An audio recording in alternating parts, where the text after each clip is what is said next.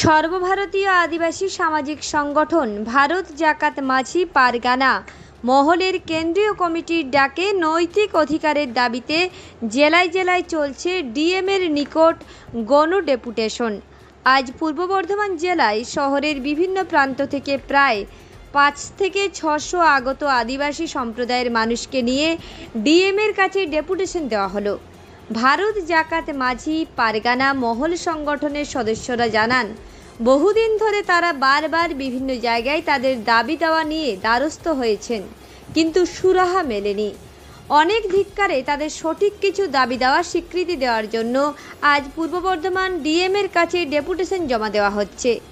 তাদের যে সমস্ত দাবি দেওয়াগুলি আছে সেগুলি হলো, সাঁওতাল সমাজের পরম্পরা প্রথাগত বিধিকে সাংবিধানিক স্বীকৃতি দিতে হবে, ঝাড়খণ্ড রাজ্যের সাঁওতালিকে প্রথম ভাষা স্বীকৃতি দিতে হবে, ঝাড়খণ্ড, উড়িষ্যা ও পশ্চিমবঙ্গ রাজ্যের প্রাথমিক থেকে বিশ্ববিদ্যালয় পর্যন্ত শিক্ষা সুনিশ্চিত করতে হবে, সকল আদিবাসী ধর্মের সমন্বয়ে আদিবাসী ধর্ম কোড দিতে হবে, অবিলম্বে ইউসিসি বাতিল করতে হবে, আদিবাসীদের জমি জায়গা থেকে উচ্ছেদ করা চলবে না।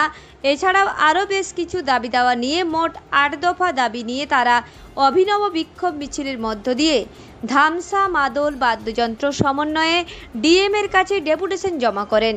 পূর্ব বর্ধমান থেকে দেবাশিস ঘোষের রিপোর্ট, রূপসী বাংলা মিডিয়া। পূর্ব বর্ধমান জেলার যে ডিএম অফিস, এই ডিএমের কাছে আমরা 13 দফা দাবি নিয়ে এখানে এসেছি।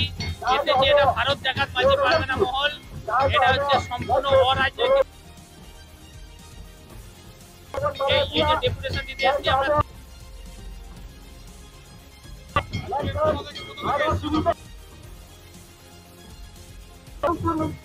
যতগুলো মানে ব্লগ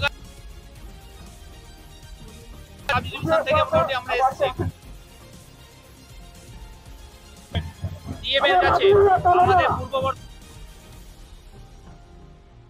বর্ধমানের কাছে আমরা অধিকার এবং